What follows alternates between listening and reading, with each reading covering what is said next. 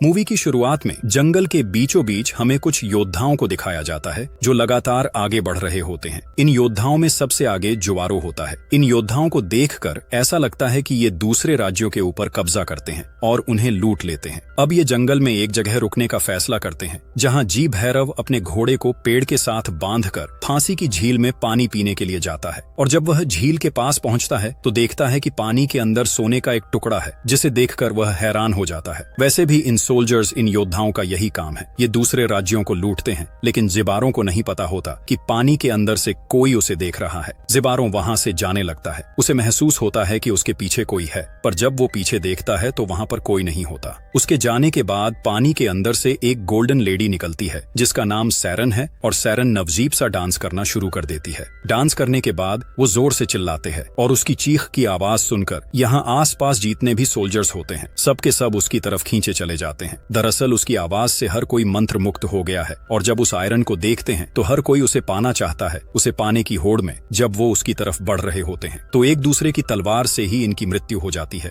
और जीतने बचते हैं। वो पानी में डूब जाते हैं और इस तरह से सायरन की चीख की आवाज से यहाँ सब के सब मारे जाते हैं। सिर्फ एक ही योद्धावस्था है जो होता है जीबारो। सायरन जीबारो को देखती और जोर से चिल्लाते हैं, लेकिन उसके चिल्लाने की आवाज का उस पर कोई असर नहीं पड़ता, यानी कि उसके पास सुनने की शक्ति नहीं है। और ये देखकर सायरन हैरान हो जाती है, क्योंकि आज तक कोई भी उसकी मैजिकल आवाज से नहीं बच पाया। लेकिन उसकी मैजिकल आवाज का जिबारो के ऊपर कोई भी असर नहीं हो रहा होता। उसे लगता है कि शायद उसका मैजिक जिबारो के ऊपर काम नहीं कर रहा। सीलियों पानी के अंदर चली जाती है। जिबारो भी बहुत ज्यादा डरा हुआ होता है क्योंकि उसके सभी साथी मारे गए। लेकिन सायरन एक बार फिर से पानी के अंदर से अपना सर बाहर निकालती और जुबारों को देखती है। दरअसल जुबारों की तरफ अब वो अट्रैक्ट हो रही है। उसे लगता है कि इसके अंदर कोई खास बात है, इसीलिए उसकी आवाज का, उसके मैजिक का उस पर कोई असर नहीं हुआ। घोड़ा लेकर इस जगह से भाग जाता है और थोड़ी दूर जाने के बाद वो एक पेड़ से टकराकर बेहोश हो जाता है। कुछ देर के बाद उसे होश आता है और अब वो अपना सफर पैदल ही तय करता है। चलते चलते वो बहुत ज्यादा थक गया है, इसीलिए नदी के किनारे वो सो जाता है। और जब रात को वो सो रहा होता है तो वहाँ पर सायरन आती है, जो उसे पाने के लिए, जानने के लिए बहुत उत्सुक है। वो उसके आसपास डांस करती है, लेकिन जीवरो जो कि एक डेफ है वो सुन नहीं सकता, इसीलिए उसे सायरन की प्रेजेंस के बारे में कुछ पता नहीं चलता। सायरन उसी के पास सो जाती है। अगली सुबह जब जुबारू की नींद खुलती है तो वो अपने पास सैरन को देखता है और उसे देखता ही रह जाता है, क्योंकि उसका पूरा शरीर सोने का होता है, जिसमें हीरे मोती पन्ने जड़े होते हैं, जो दुनिया की सबसे बेशकीमती चीजें हैं। और तभी सैरन की आंख खुल जाती है, वहां से भागने लगती है। जब उसे रोकने की कोशिश करता है तो उसका हाथ कट जाता है, क्योंकि सायरन की बॉडी की एक लेयर सोने की बनी हुई है।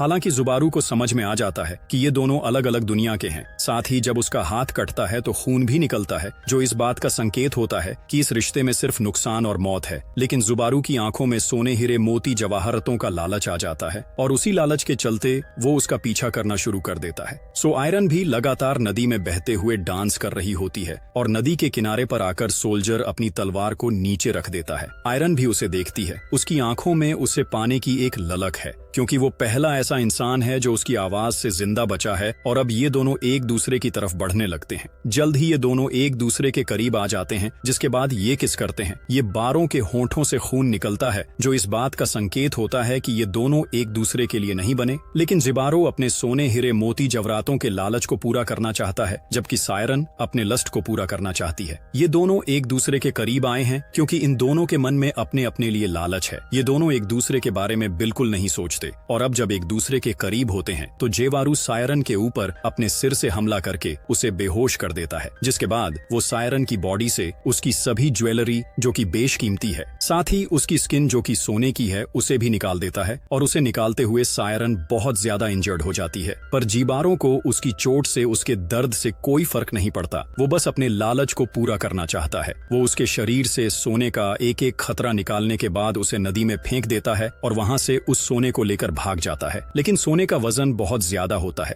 जिसे उठाने में उसे बहुत प्रॉब्लम हो रही होती है। लेकिन फिर भी उसके अंदर का लालच कहता है कि उसे सोना लेकर यहाँ से जाना है, जबकि वो जानता है कि इस जंगल से निकल पाना इतना आसान नहीं है। वहीं हमें सायरन की बॉडी को दिखाया जाता है, जो बहते हुए अपने तालाब तक पहुंच जाती है, जिसके बाद खून का एक सैलाब निकलता है जो पूरी नदी में फैल जाता है। वही जीवा वो बहुत ज्यादा थक गया होता है, इसीलिए नदी के किनारे वो पानी पीता है, जिसमें सायरन का मैजिकल खून भी होता है। और सायरन का मैजिकल खून जब पानी के साथ उसके पेट के अंदर जाता है तो उसके सुनने की शक्ति उसे मिल जाती है। उसने पहली बार आवाजें सुनी होती है, इसलिए वो अजीब सा बिहेव करने लगता है। उसे कुछ समझ नहीं आता कि सब उसके साथ क्या हो रहा है, पर जल्दी वो अपने आप को शांत करता है और यहाँ से निकलने की तैयारी करने लगता है। वहीं आयरन को दिखाया जाता है, जो पानी से बाहर आती है। वो अब भी जिंदा होती है और जब वो अपने शरीर को देखती है तो उसे बहुत दुख होता है, क्योंकि उसके सुंदर जेवरात जो कि उसके शरीर की शोभा बढ़ाते थे, जिन पर उसे गुरूर था, वो सब के सब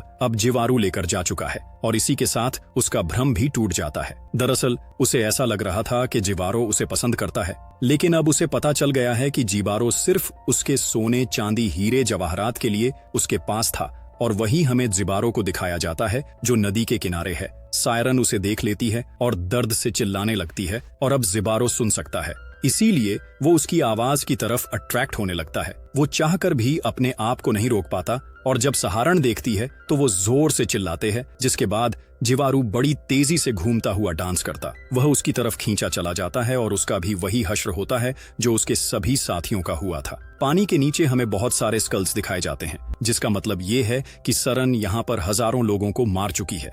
पर अब सायरन के पास भी कुछ नहीं बचा। जो उसके शरीर की सुंदरता थी, जो उसकी ज्वेलरी थी, जिस पर उसे गर्व था, अब वो उससे छीन चुका है। दरअसल ये पूरी की पूरी कहानी आज की दुनिया को रिप्रेजेंट करती है, जहाँ पर हर एक इंसान दूसरे इंसान से किसी न किसी लालच, किसी न किसी कारण से जुड़ा हुआ है। जिस तरह से जीवारो आयरन के पास गया क्योंकि उसे उसका सोना, हीरे, मोती, जवाहरात चाहिए थे, वहीं सायरन भी जीवारो के पास इसलिए गई क्योंकि वो अपनी लस्ट को पूरा करना चाहती थी। इन दोनों के मन में एक दूसरे को इस्तेमाल करने का लालच था, पर बुरे काम का बुरा अंत होता है। जिस तरह से जीवारो के मन में सोने का लालच था, उसने सोने को पा तो लिया, लेकिन वही सोना उसकी मौत का कारण बना। वाइस आयरन, जिसने कई लोगों को मारा, उसी के एक शिकार ने उसकी वो हालत कर दी जिसके बारे में उसने कभी सोचा भी नहीं था। उसकी सारी ज्वेलरी, जिस पर उसे कभी कुरूर हुआ करता था, वो सब कुछ उससे छीन लिया। आज की दुनिया में भी इंसान उतने ही क्रूर है जितना कि जीवारू था। उसने सायरन की बॉडी से सोना निकालते हुए उसे बहुत जख्मी किया था, बहुत दर्द पहुंचाया था। आज की दुनिया में भी इंसान अपने लालच को पूरा करने के लिए सीधी दूसरे इंसान को किसी भी तरह की तकलीफ देने से पहले सोचता तक नहीं है। जिस तरह से सायरन ने अपने लश्क को पूरा करने के लिए बहुत बड़ा रिस्क लिया, ये जानने के बाद भी कि वो एक सोल्जर है, ये दोनों अलग अलग दुनिया के हैं। आज की दुनिया में भी इंसान अपनी लस्ट को,